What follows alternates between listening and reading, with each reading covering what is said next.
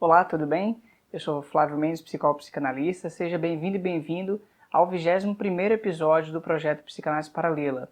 Se você tem acompanhado o projeto, a gente está indo agora para o segundo episódio em que eu estou apresentando o texto Fragmento da Análise de um Caso de Histeria, do Freud, publicado em 1905, no volume 7 dele.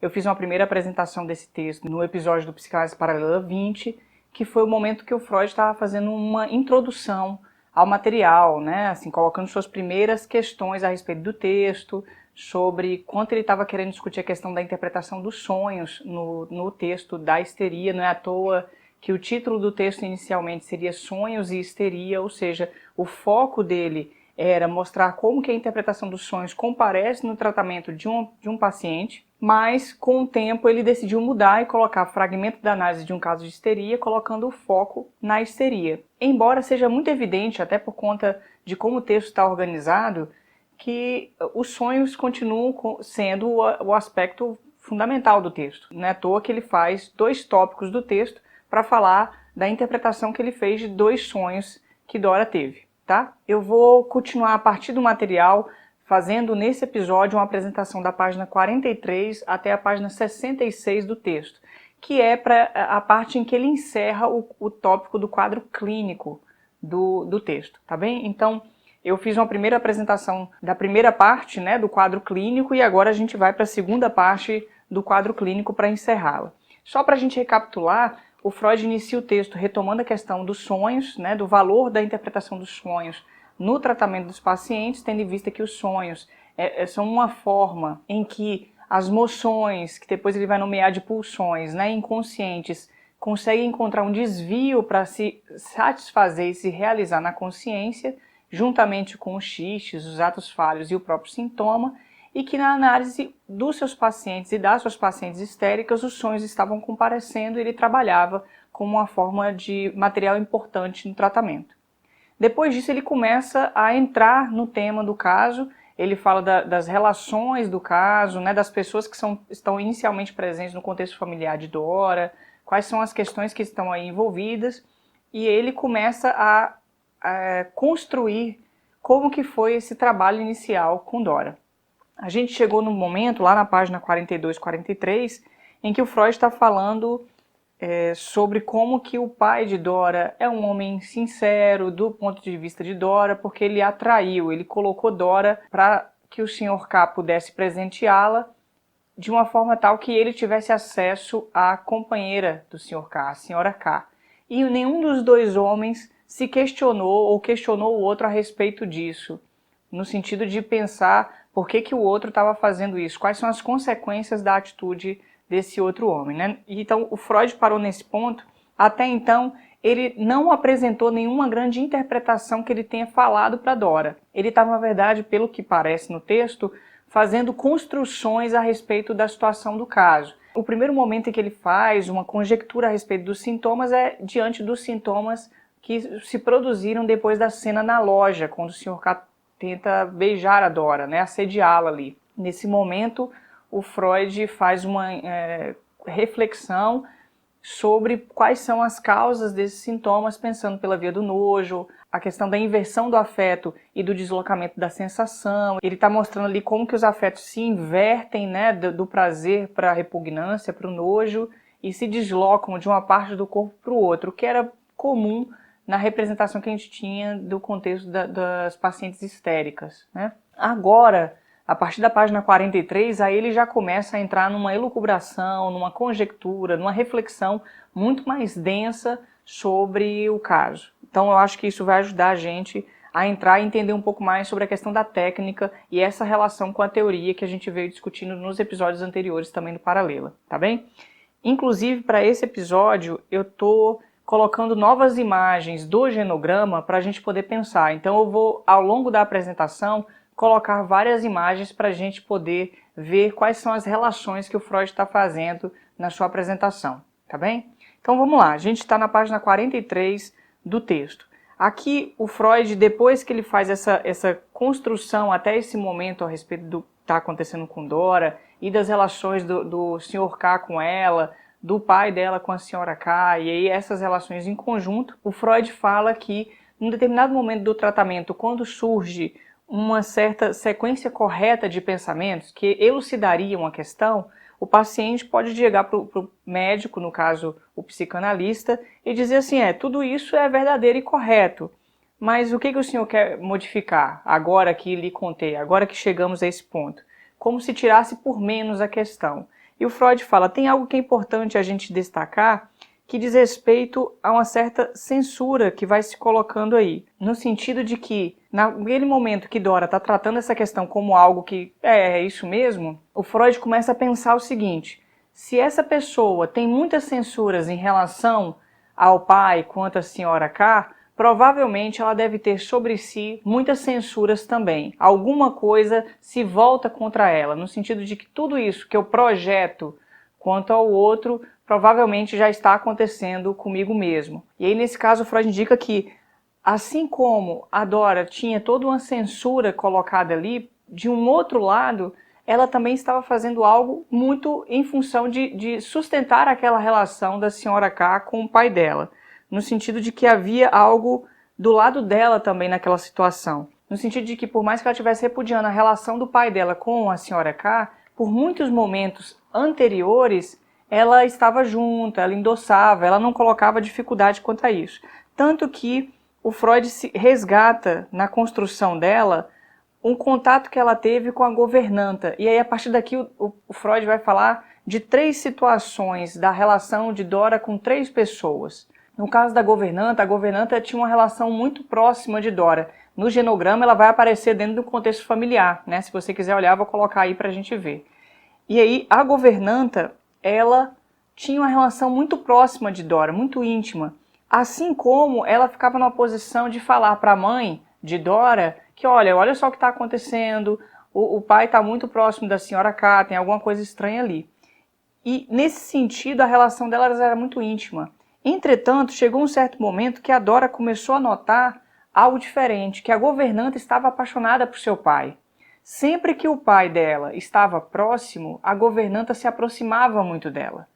E quando o pai dela se afastava, a governanta também se afastava dela. E ela começou a entender ali que a relação da governanta com ela não era uma relação de intimidade, de amizade. Era uma relação em função do vínculo com o pai.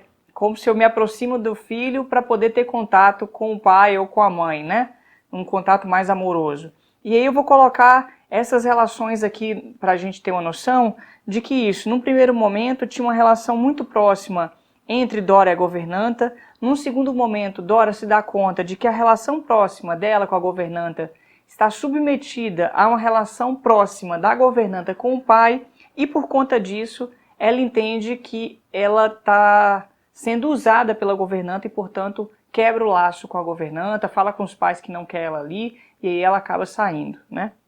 Então, esse é um primeiro ponto que isso Freud se utiliza lá na página 45, ele diz que essa situação da governanta permitiu elucidar o que estava acontecendo na relação, de que, da mesma maneira que a governanta se aproximava de Dora quando o pai estava próximo para ter contato com esse pai, Dora se aproximava dos filhos dos K para ter contato com o Sr. K quando esse estava próximo. Então perceba aí que ele está fazendo uma equivalência de 2 modelos de relação.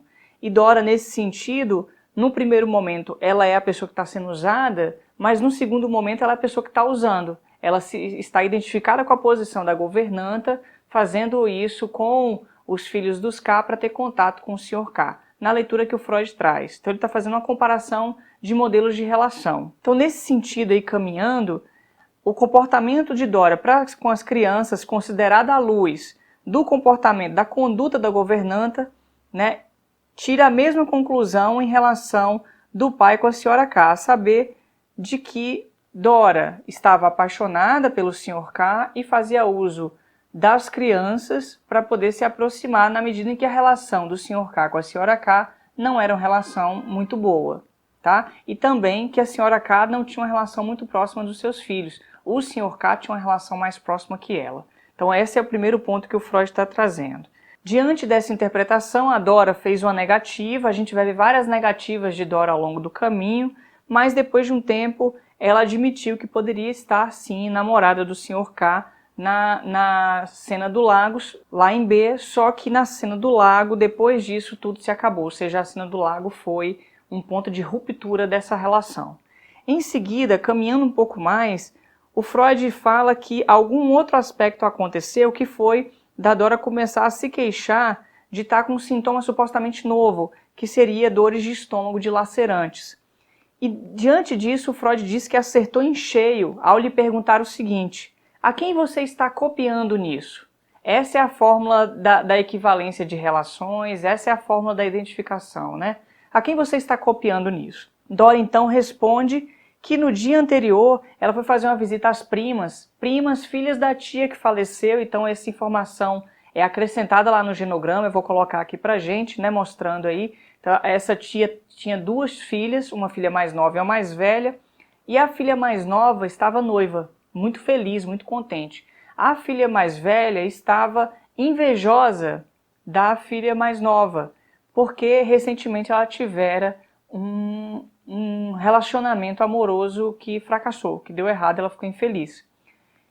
E por conta disso, ela começou a produzir sintomas de dores dilacerantes no estômago, de dores estomacais. E aí a Dora fala, lembrando dessa prima mais velha, que ela era uma fingidora, que ela era simuladora.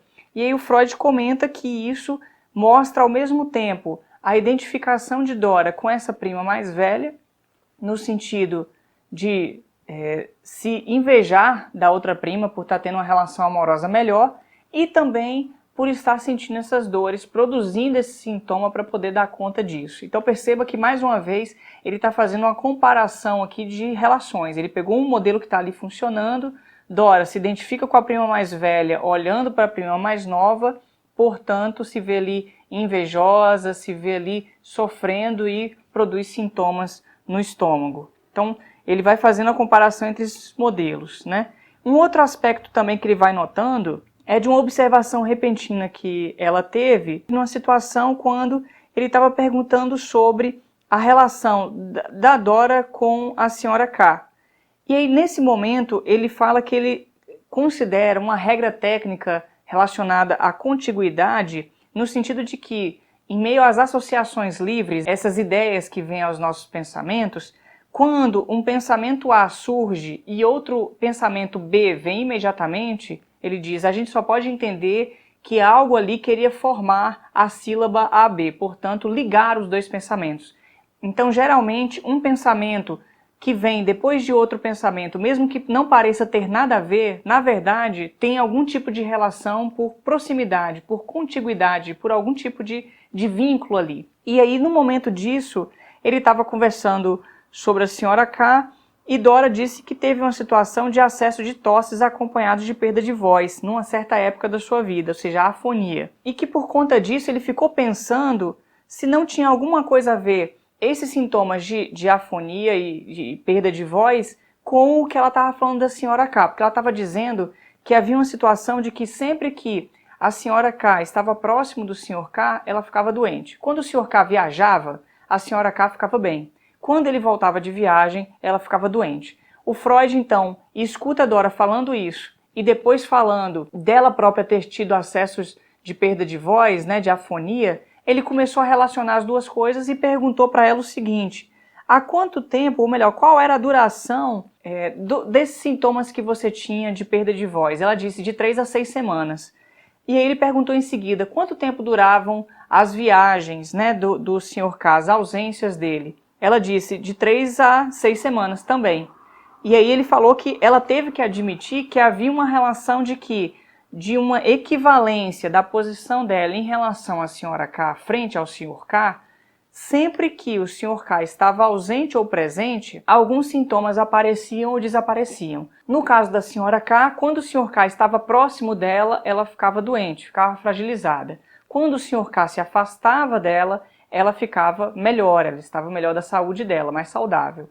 No caso da Dora, quando o Sr. K se aproximava dela, ela ficava falante, ela ficava animada. Quando o Sr. K se afastava dela por conta das ausências, ela ficava sem a voz. E era um momento em que ela começava a escrever mais, ela passava a escrever cartas para trocar com ele. E aí o Freud lembra que em seguida uma situação do Charcot, da época que ele estava visitando a clínica do Charcot, de pacientes que sofriam de mutismo histérico, de ficarem mudos, né? Ele falava que nesse momento os pacientes que ficavam sem a voz começavam a estimular muito a capacidade da escrita, que ela fluía de uma maneira especial, de uma maneira facilitada. E que nesse sentido isso também acontecia, porque no caso da Dora, porque quando o Sr. K ele viajava, ele mandava cartões postais para ela. E nesse momento ela escrevia muitas coisas. Então ele fala o seguinte aqui, que a afonia, a perda da voz de Dora, podia admitir a seguinte interpretação simbólica. O que é a interpretação simbólica? É a compreensão de que o sintoma tem um significado para além do aspecto orgânico que está colocado. Ele tem uma interpretação simbólica, ele simboliza, ele representa algo mais do que somente uma afecção, um problema orgânico. Então ele fala, nesse sentido, é possível admitir a seguinte interpretação simbólica. Quando o amado estava longe, Dora renunciava à fala. Quando o amado estava perto, ela assumia sua fala novamente. E quando ela renunciava à fala, ela começava a escrever como um meio de conseguir fazer passar alguma coisa. Perceba então que o Freud está fazendo 3 comparações do comportamento de Dora, do sintoma de Dora, com outras relações que ela está trazendo no contexto da análise, de modo associativo, né? Algumas lembranças, ideias vão surgindo, ela está falando, o Freud está usando isso como um material importante e está fazendo uma comparação do sintoma que ela manifesta, da forma como ela age com essas outras relações que estão colocadas. E isso ajuda a pensar na ideia da identificação, tá? Então a identificação é você estar em função de um outro, agindo em função de um outro tipo de relação por conta de como isso comparece na fala associada livremente na sessão. Então ele se pergunta, nós devemos então generalizar isso para todas as situações? Ele diz, não é disso que se trata. Isso é uma questão de etiologia acidental, aconteceu por conta das situações que eles viviam ali. Mas de que maneira isso pode nos ajudar a pensar a questão da relação entre a origem psíquica ou somática dos sintomas histéricos? Então, quando ele começa a dar continuidade se perguntando sobre a questão da origem dos sintomas da histeria, ele fala o seguinte, lá na página 47, que todo sintoma histérico requer a participação tanto do aspecto orgânico quanto psíquico. Então perceba como que o Freud faz uma articulação entre o psiquismo e o orgânico. Ele diz então, não pode ocorrer sem a presença de uma certa complacência somática. E esse é um conceito muito importante para pensar a psicossomática. Daqui que a gente está vendo a base da construção do campo psicossomático, né? A complacência somática, então, é esse fato de que todo sintoma histérico, todo sintoma com um aspecto psíquico, ele está relacionado ao órgão do corpo. Só que isso só acontece na medida em que o sintoma histérico produz uma significação e tem um sentido. Dá para entender isso? Então, enquanto o sintoma orgânico ele é simplesmente um acontecimento orgânico, o sintoma orgânico, a partir do processo histérico, ele toma uma significação outra, ele toma um sentido outro que é inconsciente e o Freud vai discutindo ao longo do material. Para a terapia, a questão é de conseguir entender nos materiais acidentais que vão surgindo ao longo do tratamento, né, nas falas, na associação, nas ideias e tal, a significação psíquica dos sintomas. Esse é o foco do tratamento, porque se a gente entende a significação psíquica, segundo Freud, a gente abre a possibilidade de que o fluxo psíquico, né, das pulsões, das moções psíquicas, sigam mais livremente, né, no sentido da satisfação. Então ele fala aqui do valor da complacência somática. Quando ele chega no final da página 48, ele fala assim, talvez os médicos não vão se agradar tanto, ver vantagem em dizer que a chave do problema da histeria está não na labilidade peculiar das moléculas nervosas, ou lá a ideia genética, hereditária, ou nos estados hipnoides, mas numa complacência somática. Talvez os médicos não se agradem com essa ideia, embora ela seja valiosa. Ele fala, os processos psíquicos em todas as psiconeuroses são os mesmos durante um certo período, até que entre em cena a complacência somática. Nesse momento, ela proporciona aos processos psíquicos inconscientes uma saída no corporal. Quando esse fator não se faz presente, surge da situação total algo diferente de um sintoma histérico, porque o sintoma histérico visa a uma saída no corporal. No lugar dele, ainda de natureza afim, pode surgir uma fobia ou uma ideia obsessiva, em suma, um sintoma psíquico. Essas são as 3 formas que o Freud está mostrando e que ele vai discutir isso, inclusive lá no texto do Recalque, no volume 14, sobre as saídas para o funcionamento psíquico encontrar, né? Seja pela via da conversão, que é indo para o corpo, no caso da histérica, seja pela via da produção de sintoma fóbico ou de um sintoma obsessivo. Tudo bem? Então, lá na página 49 do texto. Depois que ele apresenta isso, perceba que ele acabou de falar sobre 2 aspectos da teoria que ele está construindo, a noção de complacência somática e a produção dos sintomas na histeria, na fobia e na obsessão. Ele fala o seguinte, que diante de algumas situações que vão surgindo, o médico se vê na tarefa de adivinhar e complementar aquilo que a análise do paciente oferece só como alusões, né? Ou seja, o paciente não consegue oferecer toda a informação. E ele entende que o médico tem que adivinhar e complementar. Isso é algo que a gente tem que pensar. O que é adivinhar e complementar? É colocar mais informações ali? É ajudar o paciente? Vamos vendo como é que o Freud vai colocando isso. Ele diz para Dora que seu estado de saúde era tão determinado por motivos e tão tendencioso quanto foi a doença da senhora K, a doença que ela teve quando da presença do Sr. K. E de que Dora tinha um objetivo que ela esperava alcançar através da doença, ou seja, a doença tem um objetivo, a doença psíquica. Nesse sentido, ele resgata alguns aspectos, de que Dora fazia de tudo para poder afastar seu pai da senhora K. Ela tentou via súplicas e argumentos, tentou pela carta de despedida, que eu falei no último episódio, tentou despertando sua compaixão por meio dos desmaios, tentou por meio da vingança, qualquer forma que fosse possível aí. E ele continua, ele fala, ela sabia muito bem, ele continua dizendo para ela, o quanto ele era apegado a Dora e o quanto seus olhos enchiam de lágrimas diante daquilo que acontecia com Dora, do sofrimento de Dora. E que Freud, ele próprio, estava convencido de que ela se recuperaria muito facilmente caso o pai abrisse mão da relação com a senhora K. Só que isso não era bom que acontecesse, porque se ela melhorasse caso o pai abrisse mão da senhora K, ela aprenderia que ela poderia ficar doente sempre que ela quer alguma coisa, como uma criança faz. E nesse sentido, essa não seria uma boa saída. Então perceba que o Freud está dizendo, seu sintoma melhorará se seu pai abrir mão da senhora K. Mas essa não é a alternativa melhor. A gente tem que entender por que você está produzindo esse sintoma. Então, ao invés de produzir uma mudança na realidade externa, vamos tentar produzir uma mudança na realidade psíquica, de por que será que você produz esse sintoma, forçando com que seu pai se afaste da senhora K. Então ele não está mexendo na realidade de fora, dá para entender isso? Na realidade social, né? Por isso que não faz sentido, inclusive, um analista dizer o que o paciente deve fazer socialmente, né? Ele então diz assim que ele omite os detalhes que mostrarão o quanto ele está plenamente correto. Então essa é uma forma como Freud traz, né? Ele traz sempre uma certeza, né, da sua posição diante do que está acontecendo, uma certeza da sua interpretação sobre o caso. Ele fez aqui uma confrontação com essa paciente. Né? E aí ele fala assim, é importante fazer uma distinção entre 2 aspectos, os motivos da doença e as possibilidades da doença, isso lá na página 49. E aí a gente entrando de novo na teoria. Ele está ficando o tempo todo agora assim, né, teoria, intervenção.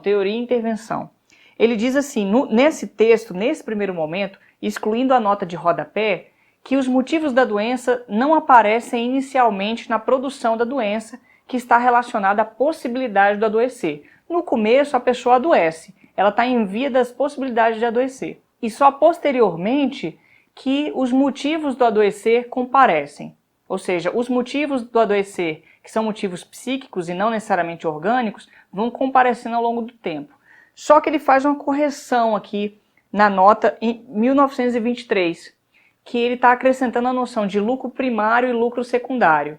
Então, por conta disso, muda tudo. Vamos explicar a partir dessa noção. Ele diz assim, toda doença no começo, toda doença psíquica, o objetivo dela é obter um lucro primário. E esse lucro é a redução do custo energético, uma poupança de operação psíquica. Então, a pessoa foge para a doença, produz uma fuga para a doença para poder evitar gastar mais energia, tendo que lidar com os problemas que isso se produziu. Ao invés dela lidar com a realidade, com o problema ali colocado, ou com o seu conflito, ela produz uma doença. Então você tem o lucro primário da doença, que é o motivo da doença, né?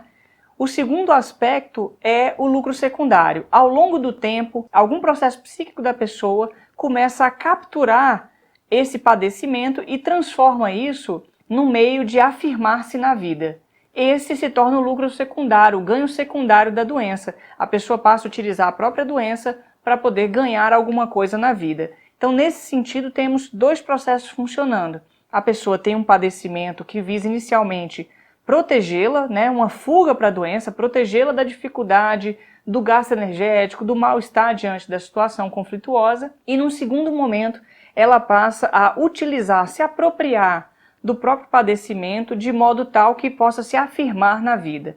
Só que não é ela de forma consciente, isso acontece inconscientemente. Freud dá aqui dois exemplos na página 50 e 51. Um exemplo é de um pedreiro que durante o seu trabalho se acidenta e fica debilitado, ele não pode mais se locomover, ele tem um problema nas pernas. Essa doença provoca o sintoma, o mal-estar, provoca muito sofrimento para ele, sua vida acabou do ponto de vista do que ele vinha fazendo até então. Com o tempo, entretanto, ele vai se dando conta de que ele pode viver da sua invalidez. E ele começa a ser pedinte, ele começa a agir a partir dessa noção, então ele faz um uso, uma apropriação desse padecimento para poder se afirmar na própria vida. Tudo bem? Diferença entre o lucro primário e o secundário e o fato de que o motivo da doença já está lá no começo. O motivo da doença é poder poupar energia, ter um lucro primário. E, ao mesmo tempo, a doença se constitui numa certa realidade por conta das possibilidades que tem desse adoecimento. O segundo exemplo que o Freud dá já na página 51 é de uma moça, de uma menina, que sedenta de amor fica se sentindo desgostosa diante do amor dos pais dividido para os filhos. E por conta disso, ao longo do tempo, ela começa a fazer de tudo para atrair os pais na direção dela, para fazer de tudo para aproximar, para conseguir alguma coisa. E aí acaba produzindo, por exemplo, uma doença. Então ela produz uma doença para ter a atenção do outro. Quando ela envelhece, ela se torna uma mulher e ela se casa, aparece uma contradição com as exigências da sua infância, quando, por exemplo, ela se casa com um homem que não lhe dá atenção nenhuma, e por conta disso, ela se vê na situação de utilizar a doença para se afirmar novamente, forçando esse homem a fazer sacrifícios por ela, a obrigá-lo a agir de uma certa maneira porque ela está doente, porque ela está em sofrimento, né? Agir com prudência em relação a ela, ou seja, ela vai transformando esse padecimento em uma forma de ganho para poder se afirmar diante do outro em relação ao que ela viveu lá no passado. Dá para perceber essa relação? Por isso que no caso da psicanálise não faz sentido, diante do mal-estar do paciente, colocar o foco somente no que está acontecendo hoje. É importante resgatar as suas associações sobre o seu passado, sobre as outras vivências que tem, né, relatando as suas próprias memórias, que vão permitir com que se faça uma análise de fato, ou uma análise mais apropriada ou mais aprofundada, de todos esses vínculos que estão colocados aí como origem, como motivo da sua doença, ok? Continuando então, ele fala, e ainda assim essas doenças são obras da intenção. E aí que isso é um ponto muito delicado, porque a gente se esbarra com isso até hoje, 119 anos depois que ele escreveu o texto e 114 anos depois que ele publicou. Ele fala, muita gente acha que basta pedir para a pessoa mudar que ela vai mudar. É claro que se a gente pegar, ele diz, uma moça histérica, paralisada, no momento que está tendo um incêndio no seu quarto, ela vai fugir. Ou seja, ela abre mão da doença para conseguir fugir. Só que não adianta chegar para alguém e falar, abre mão da doença, deixa de ser assim, deixa de ser preguiçoso. Isso não vai ser suficiente para que ela mude, porque a intenção que está colocada ali não é uma intenção consciente, mas uma intenção inconsciente, lá na página 51. Então, não adianta pegar uma pessoa depressiva e falar, fique melhor, isso é preguiça. Não adianta, porque por meio dessa perspectiva, ele está apontando que o processo é muito mais profundo e inconsciente do que a gente imagina.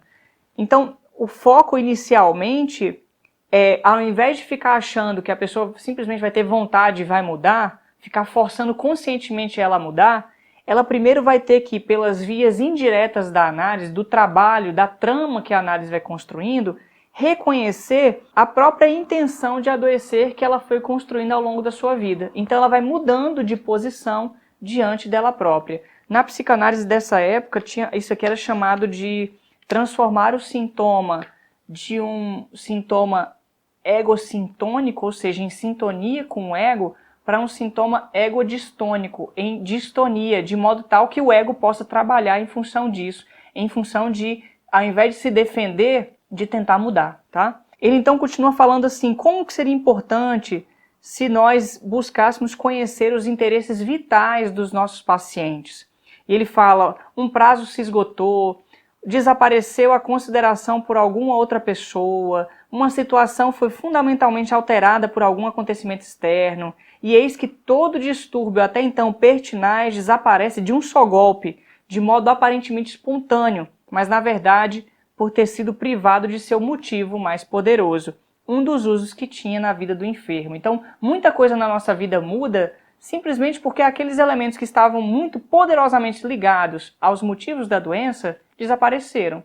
Por outro lado, no trabalho que a gente faz, como geralmente esses motivos ainda estão aí, a gente tem que analisar qual a relação da pessoa com esse motivo na sua historicidade, né? Ele então resgata e retorna para a questão de Dora para falar, no caso de Dora, esse objetivo claramente visa sensibilizar o pai e afastá-lo da senhora K. Ele então fala que o ato que mais irritava Dora era quando o pai tratava a sua cena do lago, né, o que aconteceu lá com o senhor K, como uma fantasia dela. E isso incomodava muito ali, né? Agora, um outro elemento que o Freud ficou pensando é por que será que Dora, diante da intenção do senhor K, esbofeteara ele? Porque ela ficou tão incomodada, tão indignada com aquela postura. E ele diz que depois, no segundo sonho, ele vai tratar melhor dessa questão, que é na interpretação que ele vai fazer dos dois sonhos. Ele então diz que diante das acusações constantes de Dora frente ao pai, ele foi levado a achar que esse sintoma podia ter algum significado relacionado com o pai. Perceba, ele está buscando os significados dos sintomas. E aí ele fala o que é um sintoma para ele. Está na página 53, ele diz, segundo uma regra que eu pudera confirmar repentinamente pela experiência, mas que ainda não me atrever a consolidar no princípio geral, o sintoma significa a representação, a realização de uma fantasia de conteúdo sexual, isto é, uma situação sexual. Melhor dizendo, pelo menos um dos significados de um sintoma corresponde à representação de uma fantasia sexual. Então ele está dizendo que o sintoma para ele, primeiro, tem significados, que é a interpretação simbólica do sintoma, e esse significado é sexual, um elemento sexual recalcado. Perceba que ele está mostrando mais um pouco da teoria dele para a gente, onde que entra o sexual aí. E ele resgata um ponto que ele fala, eu tive a oportunidade de atribuir essa compreensão da tosse nervosa numa interpretação que ele fez para Dora. E aí qual é o ponto? Perceba que ele já fez uma interpretação da afonia, comparando Dora com a senhora K em relação ao senhor K, na presença e ausência. Esse foi o primeiro sintoma. O segundo sintoma agora é essa tosse nervosa. Ele vai fazer a interpretação simbólica da tosse nervosa. Ele diz que teve um momento que a Dora estava falando e quando ela falou uma frase que se traduz por um homem de posses, quando ela falou, ele diz, alguns certos pormenores da maneira como ela se expressou, ou seja, na escuta que o Freud teve do que ela disse, por trás dessa frase se ocultava o contrário disso, que era um homem sem posses, um homem sem recursos, e que ele entendia que isso implicava um sentido sexual, a saber, um homem impotente. Então perceba, ele escuta essa frase de Dora, essa frase é falada de uma forma, de uma entonação, que dá a impressão de que é possível escutar outra frase, e aí o Freud interpreta que essa frase que estava oculta e que foi escutada ali, aponta para um significado sexual, tal qual ele havia falado. O sintoma é a representação, a realização de um conteúdo sexual. E aí ele fala então para Dora, aponta, olha, essa situação de pensar seu pai como impotente, ela confirma, diz que sim, que ela pensa que o pai realmente é impotente, e aí ele fala, mas aí a gente tem uma contradição, porque ao mesmo tempo você está dizendo que seu pai e a senhora K têm uma relação amorosa, um caso amoroso, mas também você está dizendo que seu pai é impotente. E Dora responde, mas eu entendo que existem outras formas de satisfação sexual, que não somente o sexo, a penetração, né? Porque o sexo é muito mais amplo pensando hoje, naquela época tinha outras leituras. E aí nesse sentido Freud entende que ela sabia, né, que existem outras formas de obter prazer sexual e pergunta a ela se quando ela está falando disso, ela está falando de um uso dos órgãos genitais de uma outra forma que não a sexual, né, a penetração sexual. E ela lhe responde dizendo que sim. Nesse ponto, para ele, se torna irrecusável a complementação de que havia algo mais, de que aquela tosse significava, representava, realizava uma fantasia de uma cena de satisfação sexual, de sucção oral do pênis, como ele diz, né, de sexo oral. Então, como se a senhora K estivesse fazendo sexo oral no pai de Dora. E, na medida em que Dora tem esse comichão na garganta, essa coceira na garganta, essa tosse, o Freud entende que, nesse momento, ela estava produzindo um sintoma que significava uma fantasia sexual de que isso estava acontecendo entre o pai e a senhora K. E isso era repugnante, isso era recalcado e comparecia como esse sintoma de tosse. Percebe o que é uma interpretação simbólica no caso do Freud? Tá? Isso aqui na psicanálise clássica, né? bem classicamente. Diante disso, ele vai entrar agora numa grande discussão em defesa da intervenção que ele faz. Ele vai se defender de fato sobre isso, dizendo duas coisas em relação ao leitor que é médico, por conta dele ficar cético, né, o médico, e também ficar com estranheza e horror perante isso que ele está falando. Estranheza por conta da ousadia do Freud em falar de questões tão delicadas e desagradáveis com essa jovem, e horror por pensar que uma moça virgem possa conhecer essas práticas, né, e ocupar-se delas em suas fantasias. Então ele vai começar a falar sobre isso agora, sobre esses dois pontos. Lá na página 54 ele começa falando do primeiro ponto. Ele diz assim que pode-se falar com moças e mulheres sobre temas sexuais, e é importante que se faça, mas para isso, para não se acarretar suspeitas delas, né, por conta do desconforto da situação, ele se coloca algumas posturas. Primeiro, falar de forma seca e direta, dar o nome e as funções dos órgãos quando eles não são nomeados, quando eles são ignorados, ou seja, tratar como se fosse um assunto como qualquer outro, como se conversa com um ginecologista. Perceba ele ensinando como escutar as suas pacientes mulheres e como tratar de temas sexuais com essas pacientes, né?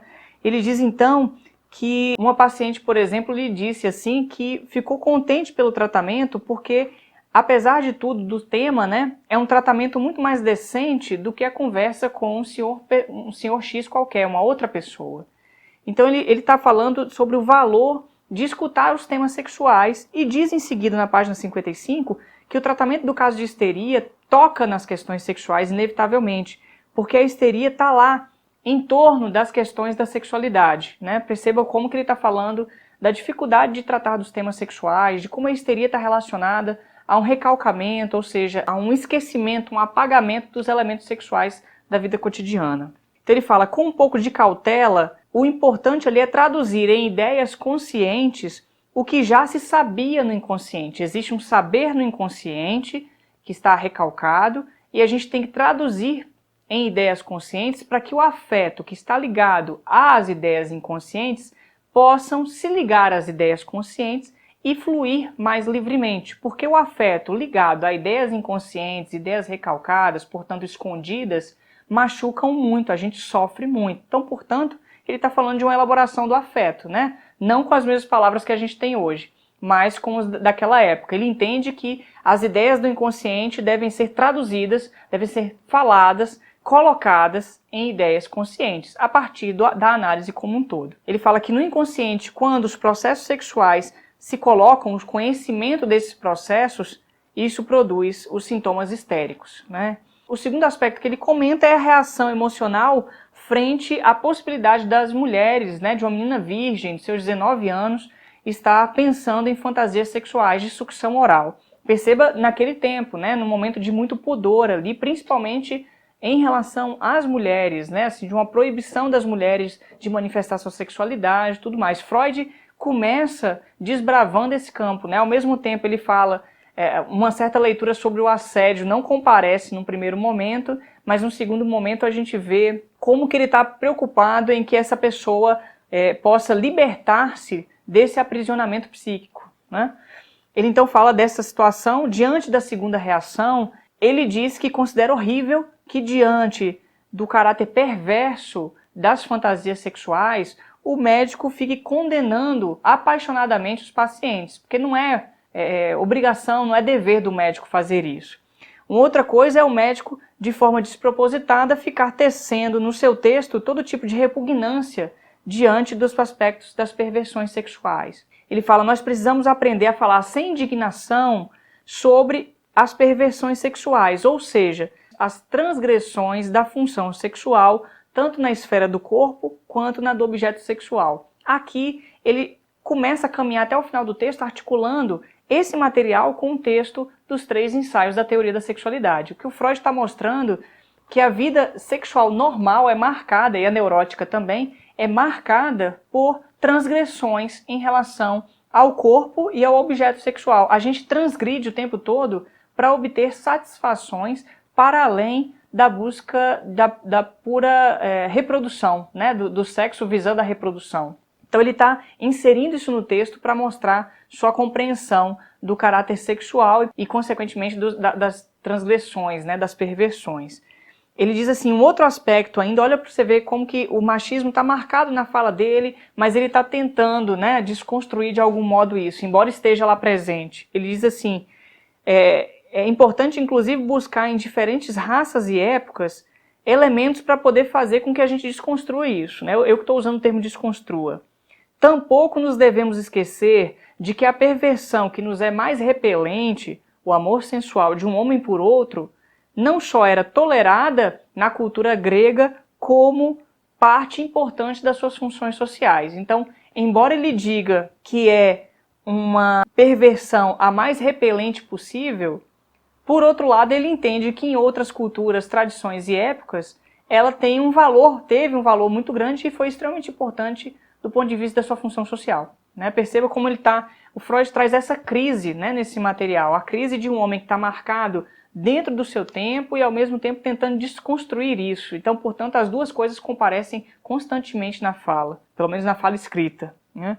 Ele diz então que na vida sexual de cada um de nós transgredimos um pouquinho os limites do que se considera normal. Olha ele discutindo a questão do normal e do patológico, que as perversões não são bestialidades, que na verdade elas são o desenvolvimento de germes contidos na disposição sexual indiferenciada da criança e cuja pressão ou redirecionamento para objetivos sexuais mais elevados, sua sublimação, destina-se a fornecer a energia para um grande número de nossas realizações culturais. Então isso aqui claramente aponta para o texto dos 3 ensaios, né, sobre a teoria da sexualidade. Quando Freud está falando de como, ao longo do desenvolvimento infantil, eles são sublimados, ou seja, transformados, voltados para outros elementos, aí já elementos da cultura, que não somente elementos do próprio corpo. Esse é o processo de sublimação, esse é o processo de desenvolvimento.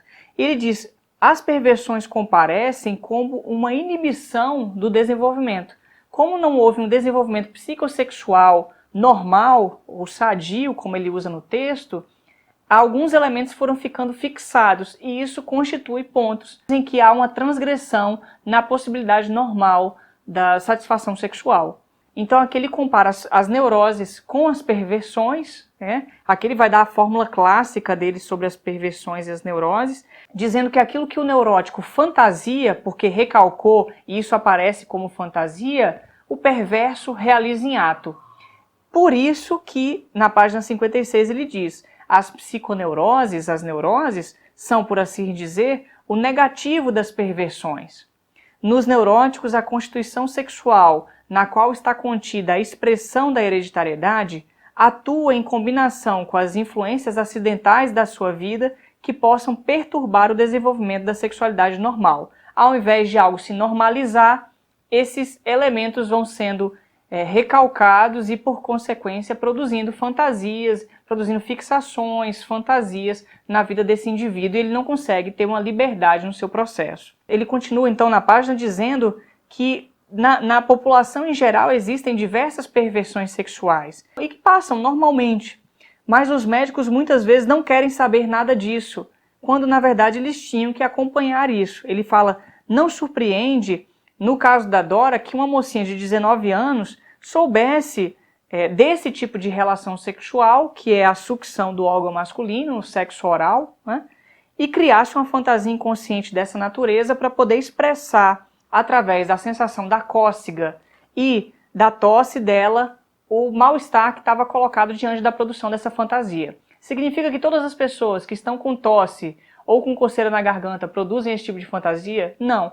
Essa leitura só é possível num contexto de atendimento com o paciente, em que essa paciente chega a isso, em que o Freud está aqui construindo com ela, ou construindo a partir dela, né? Porque ele fala do médico ampliando os elementos, para conseguir chegar a essa leitura. Não seria de outro modo, porque senão seria uma interpretação selvagem. E aí ele volta para o caso, perceba, fazendo esse movimento teoria-caso, já se justificou sobre os dois aspectos dessa intervenção que ele fez, e ele volta para o caso. Ele diz que um elemento importante no caso de Dora ajuda a entender isso. O fato de que Dora, quando criança, ou seja, para o Freud, a pré-condição somática para que esse processo se constituísse, corpórea, Dora era uma chupadora de dedo, ela chupava muito dedo. E o pai já tentou muitas vezes fazer com que ela abrisse mão disso, que persistiu até os 4 ou 5 anos de idade. Por conta disso, a própria Dora resgata o fato de que tinha uma cena na infância dela que chamava muita atenção.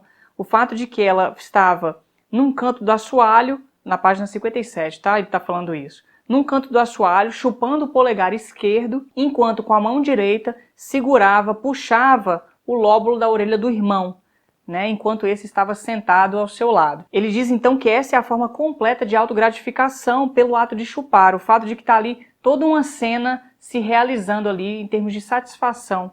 Então perceba como que esses pontos de fixação, de satisfação e de fixação da libido, porque eram muito satisfatórios e marcaram a experiência, produzem efeitos na continuidade da vida, né? A leitura que o Freud está trazendo. Ele diz que isso acontece com outros pacientes e para corroborar ele dá um exemplo de uma outra paciente que ele fala que continuou mantendo o hábito de chupar o dedo.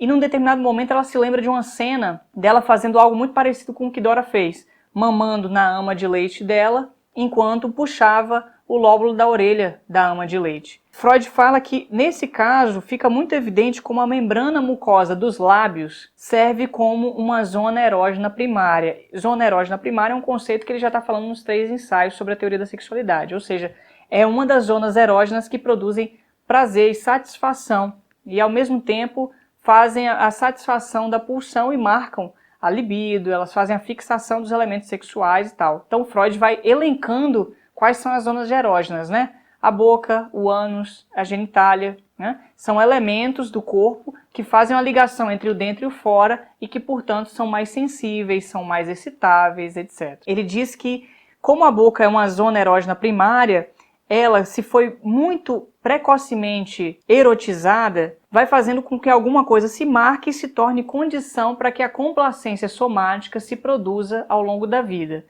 E aí, numa época posterior, quando o objeto sexual propriamente dito, que ele entende que é o pênis, né, que aí já não é mais a boca e o ânus, mas o pênis enquanto tal, porque ele já está voltado para o sexo, para a penetração, como Freud entende, o que seria a sexualidade normal, ela tende sempre à penetração, mas aí você tem outros elementos em torno disso.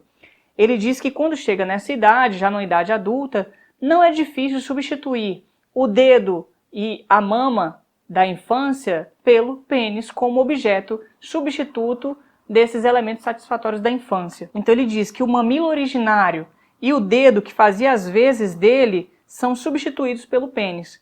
E ele coloca, né, é interessante pensar então que essa fantasia perversa do pai lá e da senhora K, ou essa fantasia do sexo oral, ela tem a mais inocente das origens. O fato de que ela é uma nova versão do que se pode chamar de impressão pré-histórica de sugar o seio da mãe ou da ama. E como sugou muito o seio, né, isso produziu uma fixação ali. Então perceba que o Freud está tentando fazer uma desconstrução do sintoma até chegar ao mais fundo possível, o mais primitivo possível. Ele entende primeiro que o sintoma ele representa e realiza uma situação sexual recalcada e por conta disso ele já articula sintoma e sexualidade. Depois disso, ele está fazendo uma nova articulação agora no texto, articulando sintoma, sexualidade e infância, no sentido de que é na infância que a sexualidade faz com que algo se constitua para dar base, pré-condição para que o sintoma produza ao longo da vida. Tá dando para entender esse percurso? Acho que isso facilita para a gente, né? Ele então pensa assim, mas como harmonizar isso? Freud traz muito essa ideia, harmonizar, completar, ao longo do texto, eu devo discutir isso em um dos episódios também. Ele fala como harmonizar essa explicação, essa interpretação simbólica do sintoma da tosse com a interpretação simbólica do sintoma da afonia, da perda de voz, no sentido de que o Sr. K se afastava ou se distanciava. Aí ele vai dar uma justificativa, né? É importante entender que um sintoma pode ter diversos significados. Mais que isso, ele não só pode ter diversos significados, como pode ter diversos significados simultaneamente e sucessivamente. Então, um sintoma ele pode ter muitas possibilidades de compreensão, que hoje, lendo isso, mostra que Freud está tentando dar conta da sua técnica de entendimento do sintoma, né? Eu acho que isso eu vou marcar aqui para, em outro momento, poder refletir melhor sobre isso. Ele está falando assim, os dois sintomas, nesse caso a tosse e a afonia, as significações deles não se excluem, são por questões que estão relacionadas, mas por aspectos diferenciados. Ele diz, existe um aspecto importante que é um traço conservador no caráter das neuroses, o fato de que elas sempre tendem a buscar a mesma saída depois que um sintoma está produzido, para que não precise necessariamente construir novos sintomas. Então o inconsciente sempre tende a poupar energia. E uma das formas, a de conversão, que é a forma histérica de lidar, de produzir sintoma, convergir para o corpo elementos psíquicos, é uma das saídas possíveis e fica muito evidente como que a complacência somática é necessária nesses casos, diferentemente do sintoma obsessivo, que ele é um sintoma produzido no próprio pensamento, né? Ou sintoma fóbico, que se entende um objeto no exterior que está associado a esse mal-estar. Ele então fala que a parte somática do sintoma histérico é a mais estável e a mais difícil de substituir, enquanto a parte psíquica é o elemento mais variável e mais fácil de substituir. E a terapia psíquica, a psicanálise, tem como foco a parte psíquica. Ela é mais significativa. Que eu entendo assim, diante da dificuldade da mudança do sintoma corporalmente falando, organicamente falando, Freud entende que isso se dá porque ele realmente é mais difícil, enquanto as significações são muito mais fluidas, né, em termos de modificação ao longo do tempo.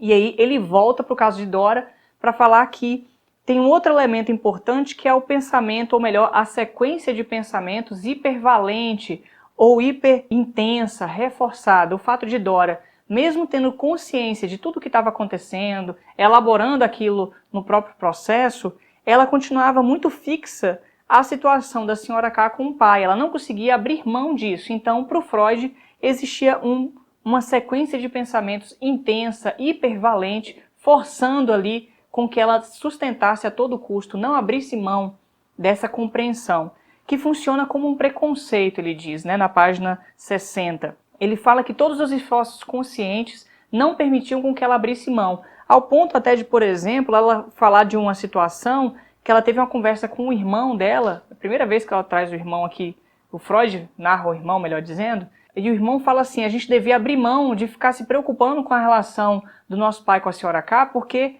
a relação dele com nossa mãe não é uma relação boa. A gente devia, inclusive, se alegrar pelo que acontece com isso. Ou seja, como que deve estar sendo difícil para essa família lidar com essa situação de uma traição, de um contexto ruim entre o pai e essa esposa, os filhos tentando dar conta de entender, de lidar com esse mal-estar. E aí o Freud está aqui tentando interpretar, dizendo que Dora, de forma alguma, abria mão dessa compreensão, desse mal-estar diante da relação do pai com a senhora K. E a Dora fala, eu não consigo, eu não posso perdoá-lo.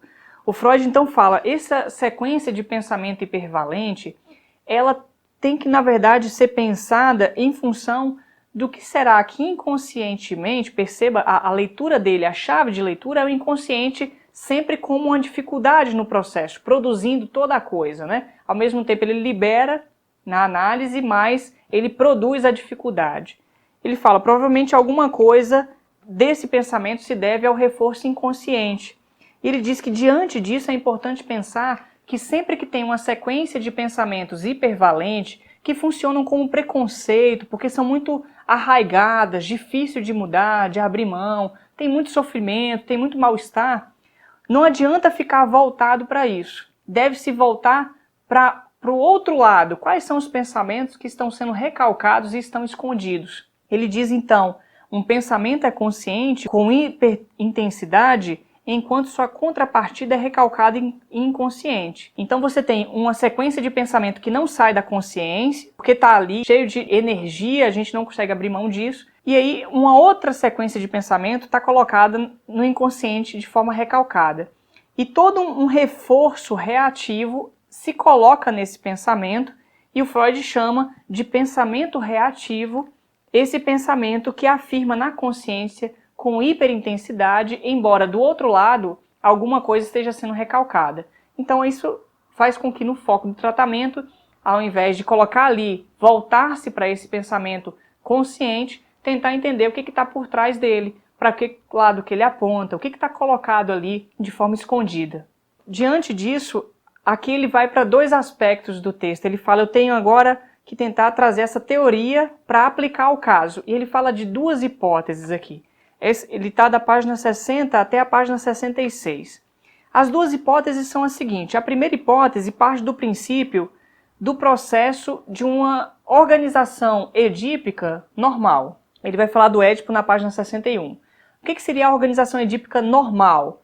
É uma situação em que, dentro da relação familiar, de pai, mãe e filhos, o filho cria uma relação de vínculo forte com a mãe, a filha cria uma relação de vínculo forte com o pai, ou seja, os opostos se atraem e os iguais se distanciam.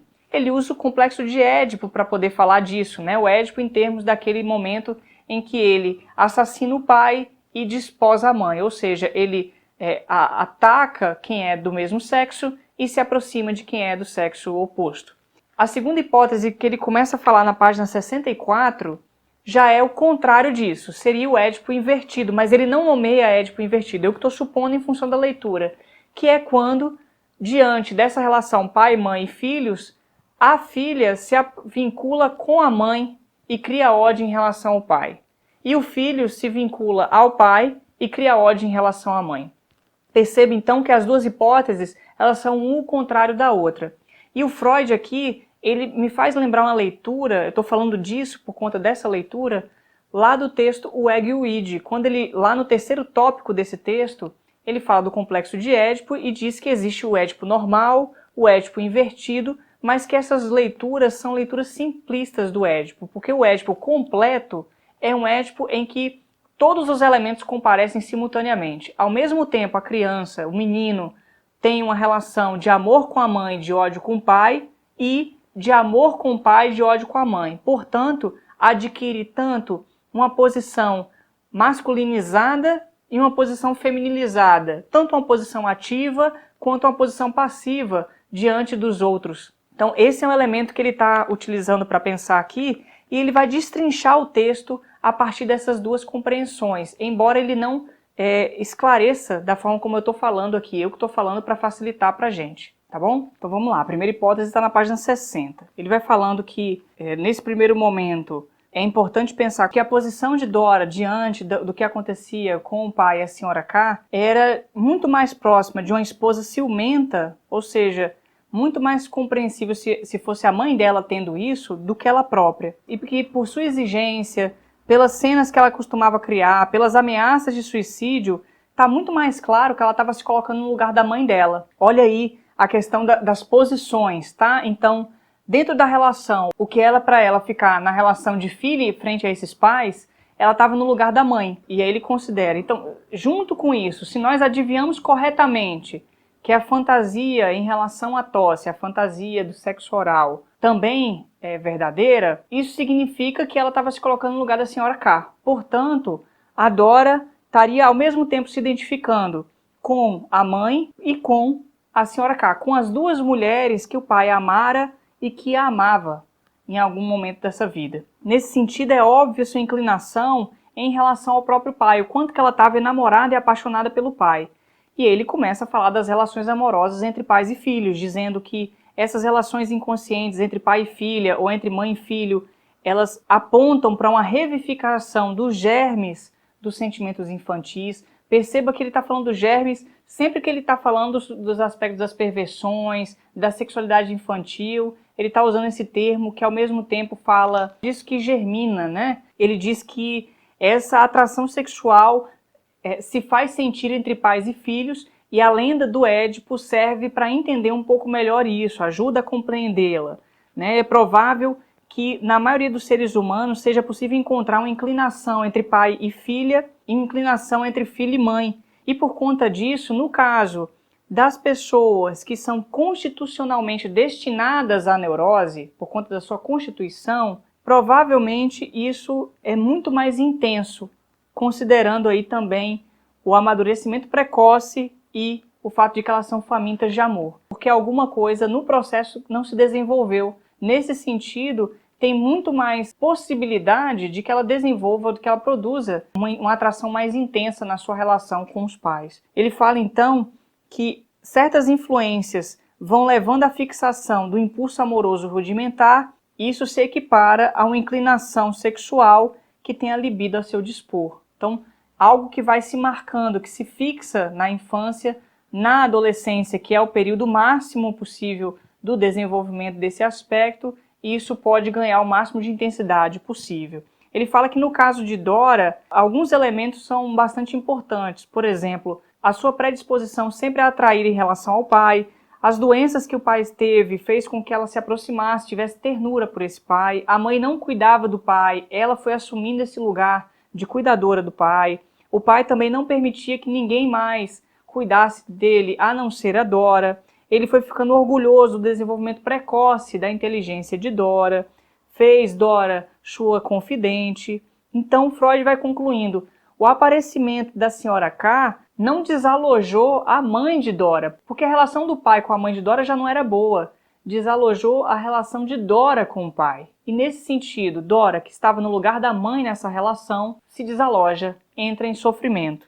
E aí, continuando, ele fala assim que quando comunicou isso a Dora, Dora se recusou a lembrar. Ela não lembrou nada que pudesse contribuir para essa situação, né? Quando ele disse que ela se namorara do pai. Ela disse, não me lembro disso. Então, Dora está sempre se recusando a essas interpretações. O que para mim mostra duas coisas. Primeiro, Freud estava sendo muito insistente com essa linha de raciocínio.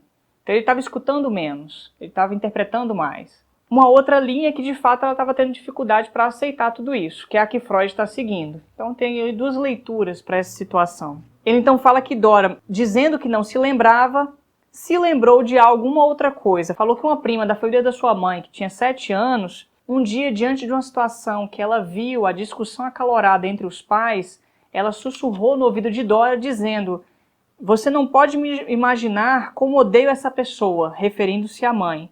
E um dia, quando ela morrer, vou me casar com o papai. Você percebe como que essa menina está mostrando um ético normal do ponto de vista do que o Freud está trazendo, né? Ela identificada e ela mostrando seu amor pelo pai e seu ódio por sua mãe.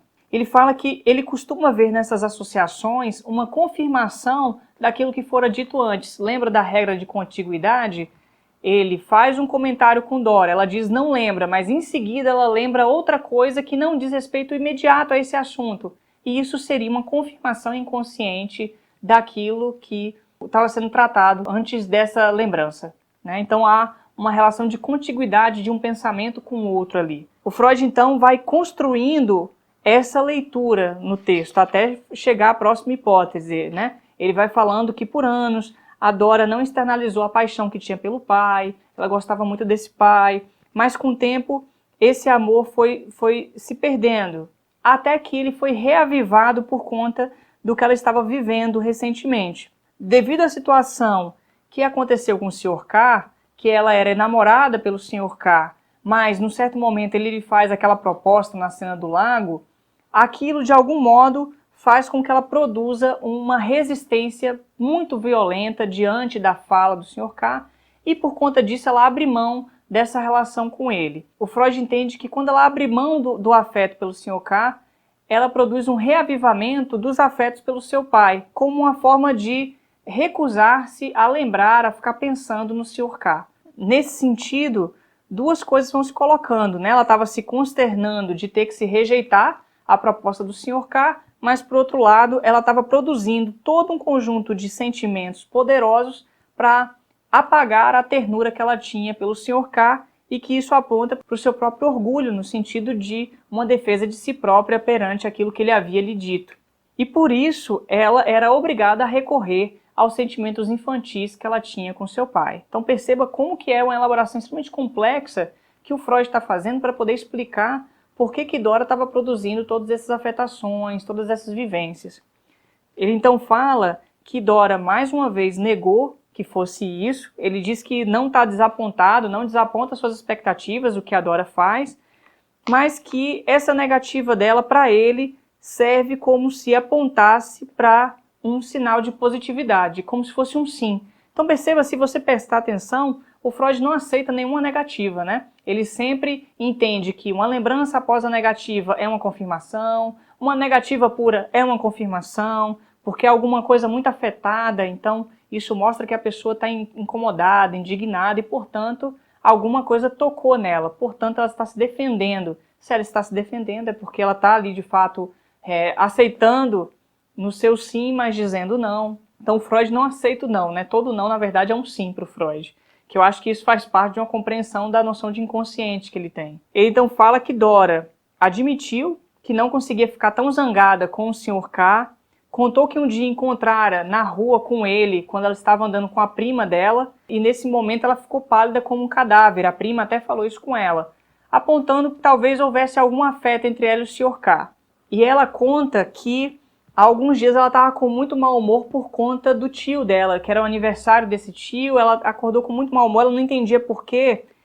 E nesse momento o Freud diz assim que a sua arte interpretativa estava embotada nesse dia, ou seja, ele não estava interpretando tanto como ele sempre fazia, provavelmente ele devia interpretar muito os atendimentos. E por conta disso, ele deixou que ela continuasse falando.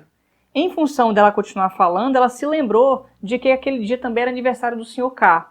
E o Freud fala assim: fato este que não deixei de aproveitar contra ela. Então perceba como que o Freud também traz uma postura de uma presunção de culpabilidade, né? Ele faz de tudo para utilizar os elementos que estão ali em volta para também culpar ou chamar o paciente para a situação. Na psicanálise a gente tenta diferenciar a questão da culpa contra a responsabilidade, no sentido de entender que a culpa ela engessa a situação, a pessoa fica na defensiva, ela sofre, ela fica numa posição passiva diante do sofrimento. E a responsabilidade não. É uma forma de compreender. Aqui me parece que o Freud estava agindo de uma maneira muito agressiva, mas no sentido de uma insistência, de uma persistência em forçar a sua interpretação em cima de Dora. E aí ele força mais uma vez dizendo que ela estava incomodada porque diante dos presentes que ela ganhara em seu aniversário, alguns dias antes, ela não tinha nenhum presente, nada precioso dele, do Sr. K. Então ele apontou para esse possível incômodo. Perceba que ele não para, né, de fazer essas interpretações. Aqui eu já acho que ele já está entrando numa parte bastante complicada da forma da atuação dele, que eu acho que eu posso discutir melhor em outros momentos, até do episódio ou de outros vídeos. Indo para a página 64, agora ele vai ficar na segunda hipótese, que é a hipótese do Édipo invertido, que é a hipótese de entender não a relação de amor com o pai e de ódio com a mãe, mas a relação de amor com a mãe e de ódio com o pai. Então ele vai trocar um pouco a forma de compreensão, uma outra hipótese para pensar isso. Ele diz que se ele fosse um escritor, ele provavelmente não falaria disso, mas como ele é um médico, o foco dele é em dissecar essas questões, e que no fundo o que está em questão é a sobredeterminação dos sintomas, o fato de que por trás da sequência hipervalente dos pensamentos, existe algo mais. Então ele diz, por trás das relações entre o pai e a senhora K, ocultava-se um impulso de ciúme cujo objeto era a senhora K. E isso apontava para uma inclinação para o mesmo sexo, uma inclinação de um interesse sexual na senhora K. Ele fala que isso é muito comum para meninos e meninas, que mostram claros índices dessa inclinação para pessoas do mesmo sexo. Ele fala que a amizade entusiástica por um colega de escola, né, no caso de uma garota, as juras de amor, os beijinhos, isso vai se tornando precursor comum da primeira paixão intensa de uma moça por um homem. Aí já a leitura dele sobre a homossexualidade, que em circunstâncias favoráveis a corrente homossexual seca por completo, mas quando não se é feliz no amor por um homem, ela posteriormente é aumentada em maior ou menor intensidade. Ela volta, a corrente homossexual volta com força, né, com muita intensidade. Então perceba como que o Freud está tendo aqui uma leitura sobre a heterossexualidade e a homossexualidade, que é uma ideia de que existe uma forma normal de desenvolvimento sexual, que vai produzir a heterossexualidade, que é o Édipo normal, e uma forma invertida, que ele vai falar posteriormente desse termo, do Édipo, e que vai produzir a homossexualidade, o interesse pelo mesmo sexo e um afastamento do sexo oposto.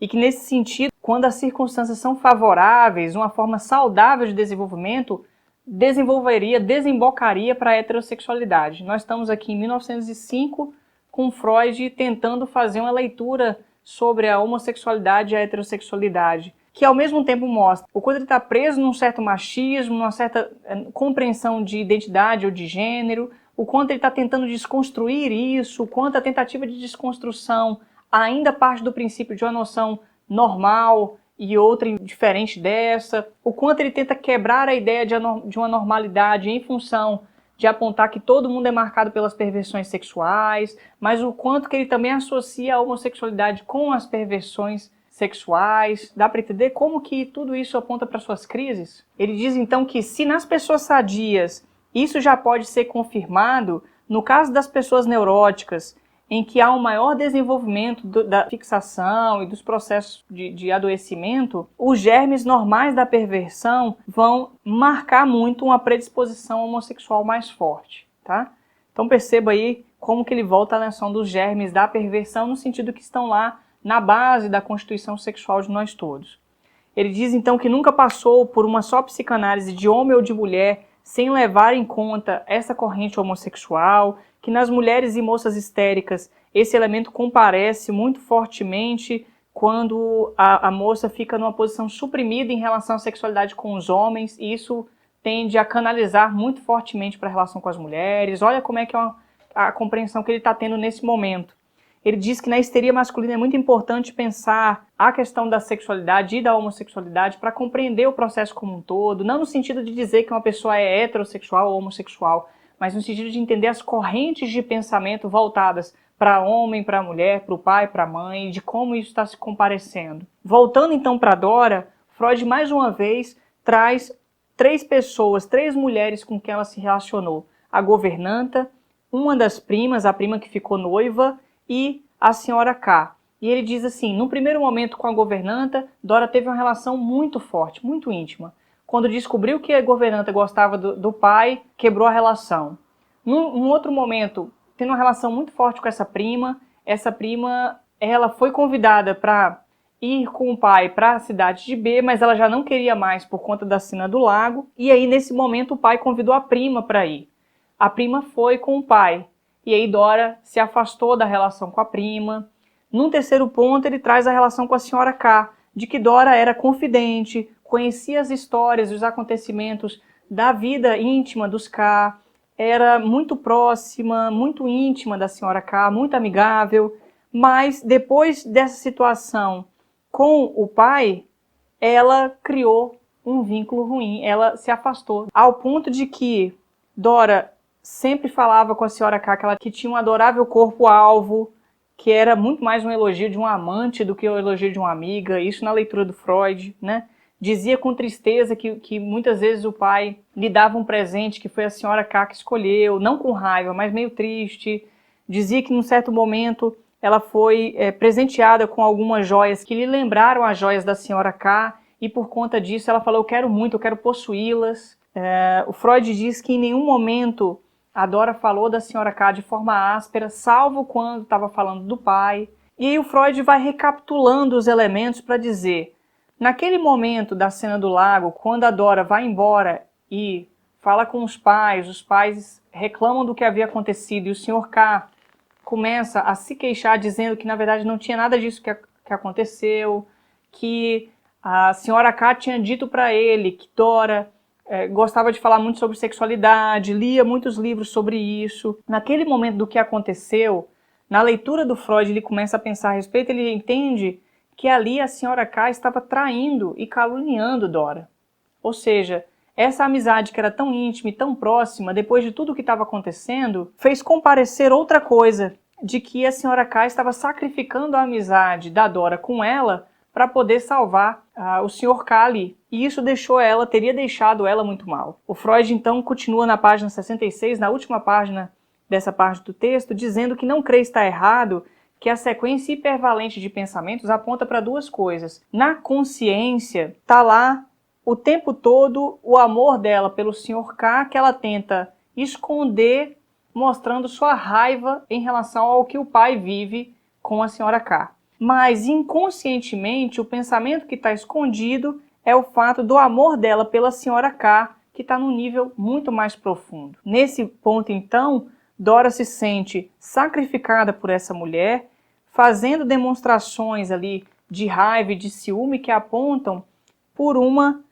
inveja do pai em relação à Sra. K. E por ciúmes da Sra. K, como se ela estivesse ali produzindo uma moção de ciúme feminino que estava ligado no inconsciente ao ciúme que um homem sentiria. Olha ele mudando de novo as posições, né, pensando a partir de uma outra leitura. Ele diz então que essas correntes de sentimentos masculinos, elas devem ser consideradas típicas da vida amorosa inconsciente das moças histéricas. Tudo bem?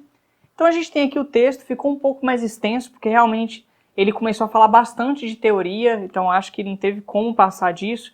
Eu tentei mostrar isso por esquemas, de forma que facilite a compreensão dessas relações. Estou deixando para você um arquivo em PDF com um conjunto de elementos, resumindo alguns pontos que estão colocados nessa apresentação do caso como um todo. Eu devo voltar depois, porque agora, por conta do tempo, isso vai se estender muito. São vários elementos que estão aqui. Eu acho que o Freud, nesse caso, está falando da técnica, da clínica, da sua teoria, de como ele lida com as compreensões da época, o que ele está tentando desconstruir, tentando dar um passo com muita dificuldade a respeito disso, para pensar os sintomas histéricos. As suas intervenções apontam tanto, pelo menos o que ele narra, para um acolhimento das associações da paciente, mas também para muitas intervenções de confrontação, com interpretações que confrontam muito a paciente. E eu acho que são pontos que a gente pode voltar, acho que inclusive eu vou fazer só um episódio para discutir vários desses aspectos, tá bem? Eu vou parar por aqui, a gente continua no episódio 22, eu vou dar continuidade no texto, na interpretação do primeiro sonho. Depois dos episódios, aí eu paro, eu faço uma reflexão um pouco mais aprofundada sobre os elementos que eu estou deixando ao longo do material, para dar tempo de cada um de nós ler o material, acompanhar o episódio, refletir e fazer as considerações posteriormente, tá bem? Então a gente encontra no Psicanálise Paralela 22, coloca nos comentários aí o que você achou do material, quais dúvidas, o que você tem de questões e vamos discutir um pouco mais, tá bom? Um abraço, até a próxima semana. Tchau, tchau.